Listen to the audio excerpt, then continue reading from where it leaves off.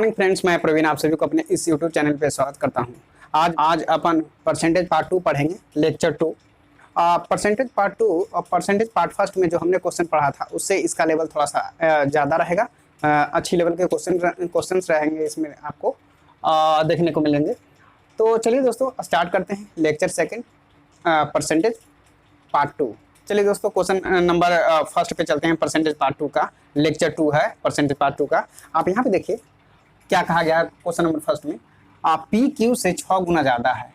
P Q से 6 गुना ज़्यादा है तो क्यू पी से कितना प्रतिशत कम है। चलिए देखते हैं। इसको रेशियो में लिखेंगे, पी रेशियो क्यू। यहाँ पे देखिए क्यू अगर 1 है तो पी 6 हो जाएगा। कर रहा है पी क्यू से 6 गुना ज़्यादा है, पी क्यू से 6 गुना ज़्यादा है तो क्यू पी से कितना प्रतिशत कम है। तो यहाँ पे देखिए कितना 5 कम है, क्यू पी से 5 कम है। तो कह रहा है कि 6 पर 5 की कमी। और परसेंटेज में चेंज करने के लिए क्या करेंगे, या तो 100 से गुना करेंगे और नहीं तो इसका फ्रैक्शन वैल्यू, इस फ्रैक्शन वैल्यू का अगर परसेंटेज वैल्यू आपको पता है तो वो डायरेक्ट लिख सकते हैं। क्योंकि एग्जामिनेशन हॉल में आपको उतना ज़्यादा समय मिलता नहीं है। ज़्यादा से ज़्यादा हम लोग क्या करते हैं कि समय को बचा सकें, बचाने की कोशिश करते हैं। वहाँ एक प्रेशर जनरेट हो जाती है। यहाँ पे देखिए अगर 50 और ये कितना 3, 200, यहाँ पे 225/3 और ये 83.1/3% आंसर आ जाएंगे। लेकिन मैंने आपको बताया था उस दिन कि आपको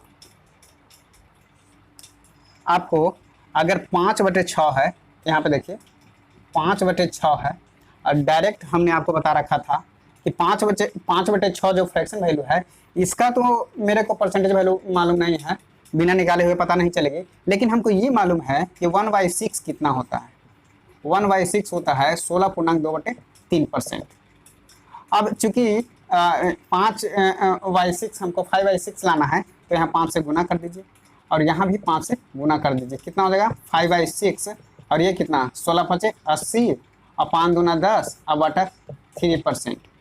अभी भी हमको देखिए दोस्तों ये वैल्यू और ये वैल्यू दोनों अलग अलग है। यहाँ 80.10/3% है और यहाँ पे देखिए जो फाइनल आंसर मेरा आया था वो 83.1/3% है। तो क्या करेंगे देखिए कैसे बनाते हैं इसको। आप यहाँ पे इसको भाग दीजिए तो 3 बार में काटेगा 1 बच जाएगा।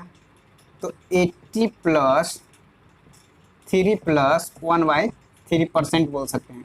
अब इसको जोड़ दीजिए, ये दोनों को जोड़ेंगे तो कितना 83.1/3%। ये आंसर आ गया फाइनल। चलिए मैं थोड़ा सा पिछले क्लास में एक कंसेप्ट हमने आपको बता रखा था, क्या था वो देख लीजिए। यहाँ पे देखिए वो कंसेप्ट थी कि अगर मैं आपको कहूँ 8.1/3%, मान लीजिए कोई फ्रैक्शन में इसका पूर्णांक में दिया हुआ है 8.1/3% परसेंट में दिया है। अब इसको अगर हमको करना है कि अगर यहाँ पे एक वैल्यू है 8 + 1/3%। अब ये दोनों में क्या अंतर है, यही हम लोगों ने इस कंसेप्ट को हम लोगों ने पिछले क्लास में पढ़ा था। यहाँ पे देख लीजिए, थोड़ा सा मैं रिकॉल करना चाहता हूँ ताकि आपको फिर से वो कंसेप्ट आपके माइंड में आ जाए, ताकि ये चीज़ आपको समझ में आने लगे और समझ में आ जाए। जो नए बच्चे होंगे उनको भी थोड़ा सा समझ में आएगी। और क्वेश्चन का लेवल ना ये नहीं सोचिएगा दोस्तों कि क्वेश्चन का लेवल थोड़ा सा लो है, क्योंकि जो नए बच्चे आए हैं उनको ज़्यादा एडवांस लेवल का शुरू में नहीं पढ़ाया जा सकता है। हाँ, धीरे धीरे आप विश्वास रखिए, मैं आपको लो टू हाई ले जाऊंगा। लो लेवल क्वेश्चन से लेकर के हाई लेवल के क्वेश्चन तक के आपको पढ़ाया जाएगा। चलिए तो देखिए यहाँ पे हमको क्या करना है, अगर इसको पूरा फाइनल इसको करिएगा तो कितना आ जाएगा 8 × 24 25/3% ये होगी। इसको अगर करेंगे तो क्या करेंगे, एलसीएम लेंगे 3, 8 × 24 और +1 25/3। दोनों में कोई अंतर है? कोई अंतर नहीं है। अगर इसको सॉल्व करिए चाहे इसको सॉल्व करिए, दोनों में कोई अंतर नहीं है। तो हम ये चीज़ यहाँ पे बताना चाहते हैं यहाँ पे कि ये कैसे हो गई। तो 80 + 3 80 + 3 + 1/3 इसको लिख सकते हैं क्या 83, चूँकि इसको हमने ऐड कर रखा है, और प्लस 1/3%। अब इसको जब करें इसको अब इसको क्या करेंगे, इसको इस तरीके से लिख सकते हैं 83 पूर्णांक 1/3%। ठीक है दोस्तों, समझ में आ गई। अगर आपको क्वेश्चन से रिलेटेड कोई भी परेशानी, कोई भी समस्या हो, या आपको लग रहा हो कि हमको समझ में नहीं आ रही है वो चीज़, तो आप मेरे कमेंट बॉक्स में जाकर के आप वहाँ पे मेंशन कर सकते हैं, लिख सकते हैं कि हाँ सर इस तरीके से इसको आपने बनाया है, तो ये प्रोसेस सही नहीं है, या फिर थोड़ा कन्फ्यूजन हो रहा होगा आपको कि हमको ये प्रोसेस समझ में नहीं आ रही है, फिर से आप बता दीजिए, तो मैं उस कमेंट को पढ़ करके आपको वो बता दूंगा। ठीक है दोस्तों, चलिए अब क्वेश्चन नंबर 2 की ओर चलते हैं। ये क्वेश्चन नंबर 2 में क्या कहा जा रहा है? हाँ चलिए दोस्तों, क्वेश्चन नंबर 2 की ओर चलते हैं। ये क्वेश्चन नंबर 2 में क्या कहा जा रहा है, तो चलिए देखते हैं। क्वेश्चन नंबर 2 कह रही है कि यदि चाय का दाम 20% बढ़ा दिया जाए तो चाय के इस्तेमाल में कितने प्रतिशत की कमी की जाए कि व्यय में कोई बढ़ोतरी ना हो। इस तरीके का क्वेश्चन एग्जाम्स में ज़्यादा आपको देखने को मिलेंगे, और एनटीपीसी में पिछली बार भी आया था, इस बार भी पूछा गया था, और आपको ग्रुप डी जैसे एग्जाम्स में आपको इस तरीके का क्वेश्चंस मिल सकते हैं। आप ये नहीं कहेंगे कि सेम टू सेम डेटा मिल जाएगा, नहीं, इस तरीके का, इस टाइप के क्वेश्चंस आपको यहाँ पे डेटा चेंज रह सकती है, मिलेगा। चलिए दोस्तों देखते हैं। यदि चाय का दाम 20%, सबसे पहले क्वेश्चन को आप यहाँ से पकड़ने की कोशिश करिए कि 20% हमने आपको बता रखा है कितना होता है, 1/5। जो बच्चे नए हैं उनके लिए देख लीजिए, 20% हमको परसेंट में परसेंट को फ्रैक्शन में चेंज करनी है, तो कैसे करेंगे, 20% इंटू बटा में 100, 1/5, ये फ्रैक्शन वैल्यू आ गई। तो इसी तरीके से हमने इसे यहाँ पे निकाल रखा है कि 20% कितना होता है फ्रैक्शन में, तो 1/5 होते हैं। अब यहाँ पे देखिए कि कह रहा है कि यदि चाय का दाम 20% बढ़ा दिया जाए तो चाय के इस्तेमाल में कितने प्रतिशत की कमी की जाए कि व्यय में कोई बढ़ोतरी ना हो। अब इस 5 का, चूंकि ओरिजिनल वैल्यू मेरे को मालूम नहीं है, तो यही है ओरिजिनल वैल्यू आपका, ओरिजिनल वैल्यू। हमको ये पता नहीं है कि सीपी कितनी है, तो मान लिया कि सीपी यही है। अब कह रहा है इस 5 का 20%, यानी कि कितना, 1, यही ना, इस 5 का 20% कह रहा है कि 1 है, इस 5 का 20% 1 है, तो कह रहा है कि 5 रुपये में कोई चीज़ खरीदा और 6 रुपये में इसको बढ़ा करके बेच दिया, लेकिन कह रहा है कि चाय के इस्तेमाल में कितने प्रतिशत की कमी की जाए कि व्यय में कोई बढ़ोतरी ना हो। आप समझ रहे हैं बात को? तो 6 से फिर 5 पे आइए, यानी 6 से 5 कितना कम है, 1 कम है, 6 पर 1 की कमी, और या तो 100 में आप 100 कर दीजिए, तब परसेंटेज में आ जाएगी वैल्यू इसकी, और नहीं तो हम ये नहीं करेंगे। हमको पता है कि 1/6 कितना होता है, तो 16.2/3% आंसर आ जाएगा दोस्तों, सूखा सूखा। ठीक है, समझ में आ रही है ये चीज़ें? देखिए फ्रैक्शन वैल्यू जितनी भी है, आपका परसेंटेज वैल्यू 16.2/3%, 14.2/7%, आपको 3/8 है, आपको 37%, इस तरीके से जो भी चीज़ें हैं, आपको सारी चीज़ें आपकी अपनी हो जाएगी। ये प्रैक्टिस का चीज़ है, हम यहाँ पे यूज करते जाएंगे और आपको याद होते चली जाएगी।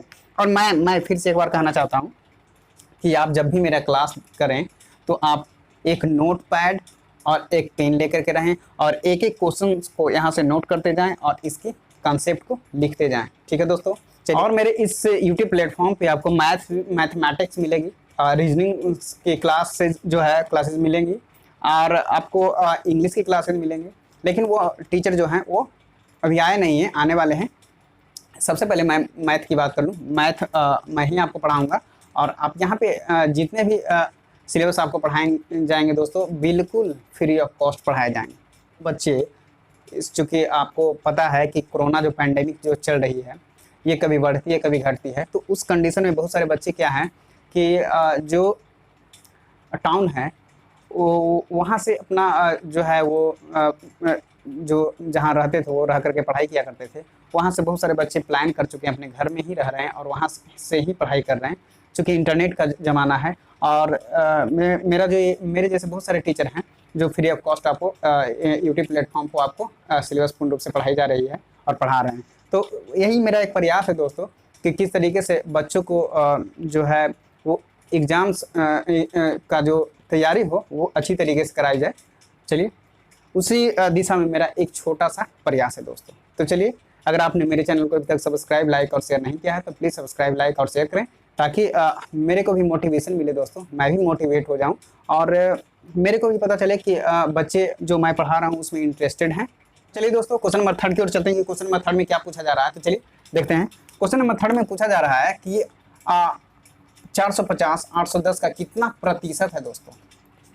810 450 का कितना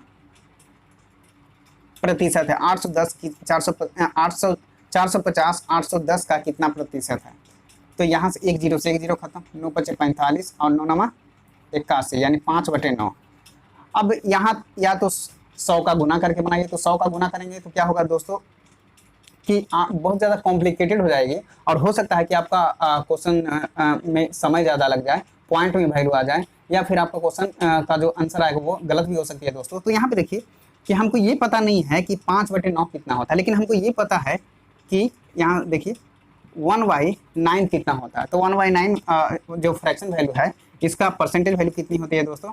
तो इसकी होती है 11.1/9%। अब चूंकि हमको 5 चाहिए तो 5 यहाँ पे गुना कर देंगे।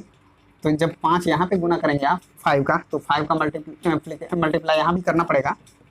चलिए 5/9 = कितना, 11 × 5 = 55 और 5 और 9, यानी कि 55.59% आपका आंसर हो जाएगा। ठीक है, मैंने क्या कहा था कि जो भी फ्रैक्शन वैल्यू है वो आपको पूर्ण रूप से याद कराई जाएगी कि उसका परसेंटेज वैल्यू कितनी होती है। या चूंकि देखिए जो दिए हुए रहते हैं मैक्सिमम आपके क्वेश्चंस एग्जाम का जो क्वेश्चंस होते हैं उसमें वही चीज़ हमने फर्स्ट क्लास में आपको पढ़ा रखा है, वही चीज़ हमने बताई थी। अगर वो चीज़ अगर आपने नहीं पढ़ा है, नहीं याद किया है, तो आप एक बार मेरा लेक्चर फर्स्ट जा करके देखिए कि उसमें क्या है। First video percentage part first देखिए, उसमें आपको पता चलेगी कि किस तरीके से हमने उसमें बता रखा है। चलिए दोस्तों, क्वेश्चन नंबर 4 की ओर चलते हैं कि क्वेश्चन नंबर 4 में क्या पूछा जा रहा है। क्वेश्चन नंबर 3 अगर आपने पूर्ण रूप से अगर आपको समझ में आ गई है तो क्वेश्चन नंबर 4 आप इजीली रूप में बना सकते हैं। चलिए देखते हैं क्वेश्चन नंबर 4 में क्या पूछा जा रहा है। 330 1210 का कितना प्रतिशत है।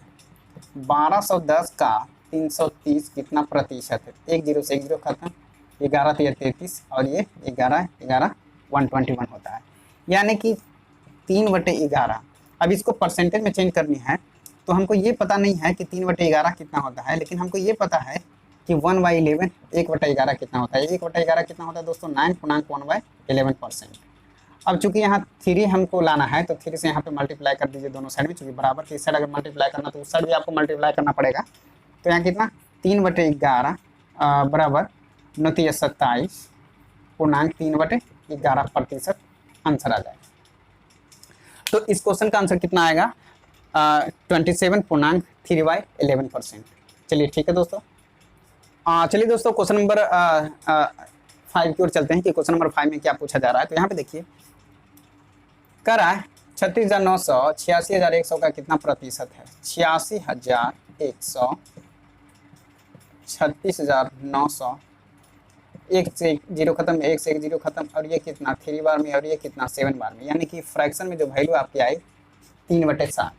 अब ये 3/7 को हमको परसेंटेज में चेंज करनी है तो या तो 100 का मल्टीप्लाई करिए, लेकिन वो थोड़ा सा कॉम्प्लिकेटेड हो जाएगी, जो कि हमने आपको नहीं सजेस्ट किया है, हमने आपको नहीं बताया है कि उस तरीके से करना है आपको।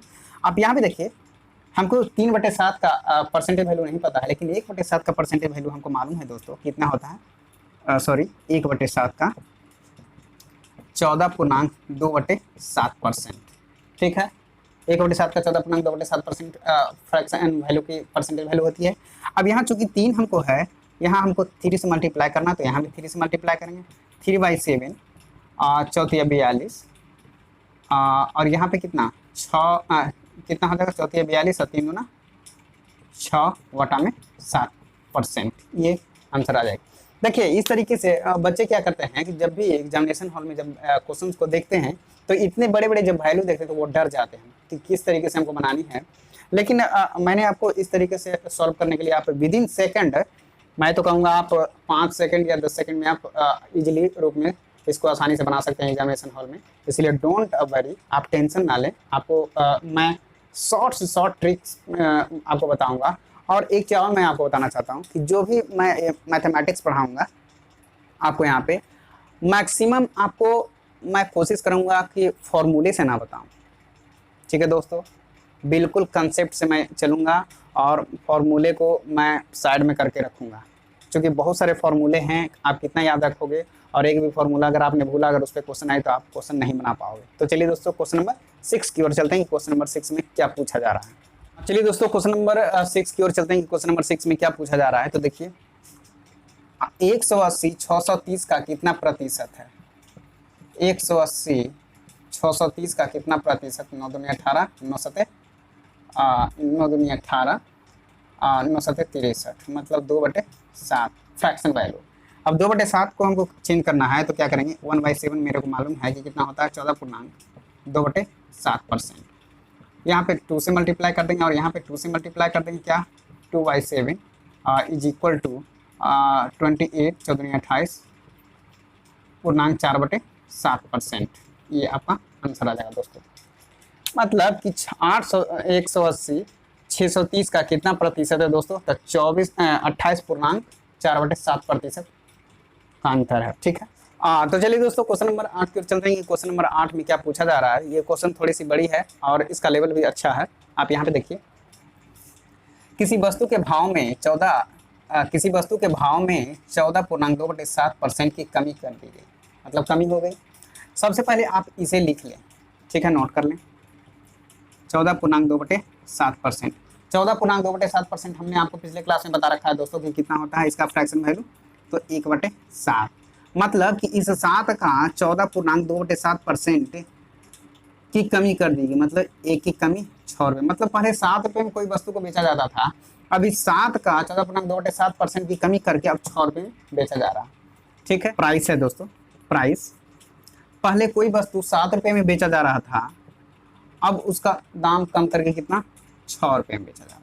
ठीक है, क्वेश्चन की अब आगे देखते हैं कि क्वेश्चन में क्या पूछा जा रहा है। कह रहा है कि किंतु वस्तु की दैनिक बिक्री में 33.1/3% की वृद्धि कर दी गई हो गई, तो परिणाम स्वरूप दैनिक बिक्री से प्राप्त धनराशि में कितने प्रतिशत का अंतर आ जाएगा।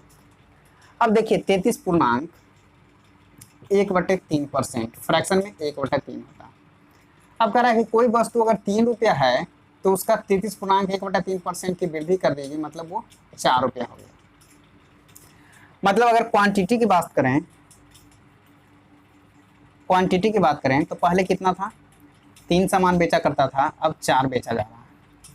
मतलब समझिए यहाँ पे ये प्राइस की बात कर रहा है, किसी वस्तु के भाव में इतना प्रतिशत की कमी हो गई, 14.2/7% की। अब यहाँ पे कहा जा रहा है किंतु वस्तु कि दैनिक बिक्री में 33.1/3% की वृद्धि कर दी गई। अब क्वांटिटी की बात कर रहा है, कोई सामान है, पहले 3 सामान बेचा करता था, अब 4 सामान बेच रहा है। इतना समझ में आ रहा है। चलिए कितना हो जाएगा, 7×21 और यहाँ पे कितना, 6×24, मतलब कितना, 3 का अंतर आ रहा है दोस्तों। 21 पर 3 का अंतर यानी कि 1/7, और 1/7 कितना होता है, 14.2/7% का अंतर आ जाएगा। ठीक है, यही आपका आंसर हो गया और इतना ही का आपका अंतर आ रहा है। लेकिन मैंने आपको थोड़ा सा एडवांस कैलकुलेशन करने के लिए बताया है इसमें, क्योंकि एग्जामिनेशन हॉल में आपको उतना समय मिलता नहीं है और आप कोशिश करते हैं कि कितना शॉर्ट से शॉर्ट में इसको हम बना सकें। तो चलिए देखते हैं कि किस तरीके से इसको बनाया जाएगा, और थोड़ा सा कुछ स्टेप मैं इसमें कट करता हूँ। यहाँ पे देखिए, इसको रेशियो में लिख दीजिए। रेशियो में क्या होता है कि आप जितना वैल्यू को आप काटना चाहते हैं काट दीजिए, जितना वैल्यू को आप हटाना चाहते हैं आप हटा दीजिए। 3 दूना 6 कट जाएगा, एक ही साइड में कट गया। अब कितना, ये 7 बच गया और ये कितना, 4 दूना 8 बच गया। यहाँ कितना का अंतर हो रहा है दोस्तों, 1 का अंतर। 7 से 8 होने में 1 ही का अंतर आ रहा है ना, तो 7 पर 1 की कमी, और ये कितना हो जाएगा, 1/7 कितना होता है, 14.2/7%। इतना का क्या हो गया, अंतर हो गया दोस्तों। ठीक है, क्वेश्चन समझ में आ गया आपको। चलिए दोस्तों क्वेश्चन नंबर 9 की ओर चलते हैं। क्वेश्चन नंबर 9 में क्या कहा जा रहा है, चलिए देखिए यहाँ पे, किसी वस्तु के भाव में 25% की कमी कर दी गई।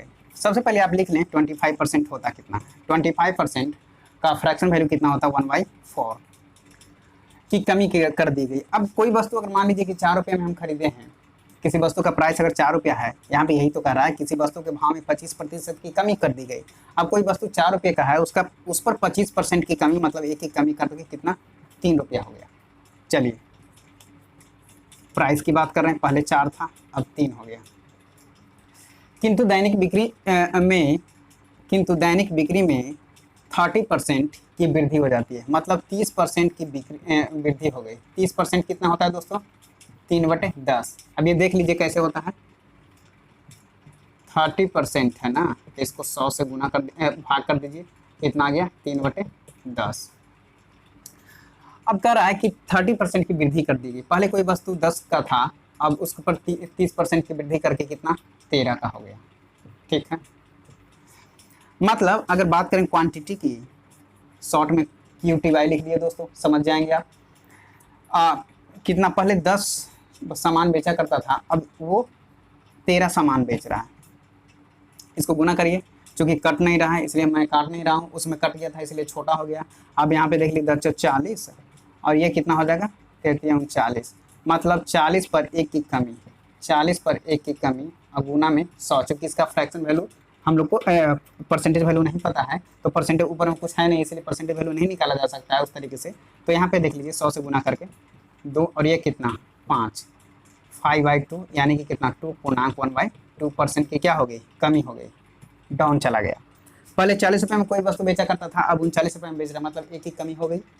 चलिए तो चलिए दोस्तों क्वेश्चन नंबर 10 की ओर चलते हैं। क्वेश्चन नंबर 10 में क्या पूछा जा रहा है। क्वेश्चन नंबर 10 थोड़ा सा क्या है कि क्षेत्रफल से रिलेटेड क्वेश्चन है, तो चलिए, लेकिन परसेंटेज में भी इसमें क्वेश्चन बनते हैं इस टाइप के क्वेश्चन। तो चलिए देखते हैं कि क्वेश्चन नंबर 10 में क्या पूछा जा रहा है। कह रहा है कि यदि किसी आयत की लंबाई में 37.5% की वृद्धि कर दी गई, 37.5% कितना होता है दोस्तों, फ्रैक्शन में 3/8। ठीक है, 37.5% कितना, 3/8 कर दी गई, और उसकी चौड़ाई में यानी कि L में इतना की वृद्धि हो गई, तो कितना हो जाएगा। अगर आप देखें पहले 8 था, अब कितना 11 हो गया। अब कह रहा है कि चौड़ाई जो है विड्थ है, उसमें क्या है, चौड़ाई में 20% की कमी कर दी गई। अब 20% फ्रैक्शन में कितना, 1/5 तक कमी कर दी गई, तो पहले 5 था अब 4 हो गया। अब यहाँ पे देखिए, मैं डायग्राम से आपको इस को बताना चाहूँगा। एक आयत है दोस्तों, ठीक है, कह रहा है कि पहले उसकी लंबाई में क्या कर दिया गया, पहले 8 था, अब उस 8 का 37.5% की वृद्धि, मतलब 3 की वृद्धि करके कितना 11 हो गया। चलिए ठीक है, सॉरी, पहले 8 था, अब क्या कर दिया गया, यहाँ पे 11 कर दिया गया, ये इसकी लंबाई हो गई। फिर कह रहा है इसकी चौड़ाई में 20%, यानी पहले 5 था, अब 4 कर दिया गया। तो अगर देखा जाए क्षेत्रफल दोस्तों, क्षेत्रफल इसके अनुसार, तो आयत की लंबाई क्या होता है, सॉरी, आयत का क्षेत्रफल क्या होता है, आयत का क्षेत्रफल होता है L × B। ठीक है, L कितना 8 और ये 5, मतलब कितना 8 × 5 40 सेंटीमीटर स्क्वायर, क्योंकि क्षेत्रफल ऐसे स्क्वायर में होगा, तो ये 40 सेंटीमीटर स्क्वायर होगा। अब इसके अकॉर्डिंग, चूंकि ये चेंज होकर के आया है यहाँ पे, तो इसके अनुसार क्या हो जाएगा, आयत का क्षेत्रफल की बात करें तो 11 × 4 कितना 44 सेंटीमीटर स्क्वायर, यानी कि 44 सेंटीमीटर स्क्वायर हो जाएगी इसकी क्षेत्रफल। देखिए इस टाइप के क्वेश्चन ना, छोटे छोटे क्वेश्चन एग्जामिनेशन हॉल में जब आप जाइएगा तो आपको बहुत ज़्यादा देखने को मिलेगा, और इसी टाइप के क्वेश्चन से हम लोगों का क्या होता है कि रैंक बहुत ज़्यादा फ्लक्चुएट हो जाती है। तो इस टाइप के क्वेश्चन को आप ध्यान से पढ़ेंगे। और मैं फिर से कहूँगा कि अगर आपने अभी तक नोट पैड और पेन नहीं लेकर के बैठा, तो प्लीज़ नोट पैड और पेन लेकर के बैठें और इस कंसेप्ट को क्या करें, नोट करते जाएं, ताकि आपको दोबारा मैथ पढ़ने की आवश्यकता नहीं है। एक बार पढ़ो, मैं कहता हूँ 6 महीने आप मेहनत कर लो, 6 महीने के बाद आप मैक्सिमम एग्जाम में आपका मैथमेटिक्स का क्वेश्चन बन जाएंगे, नहीं छूटेंगे। चलिए दोस्तों, अगर आपने लाइक नहीं किया है इस क्वेश्चन पे एक बार लाइक ठोक दें ताकि मेरे को मोटिवेशन मिल जाए।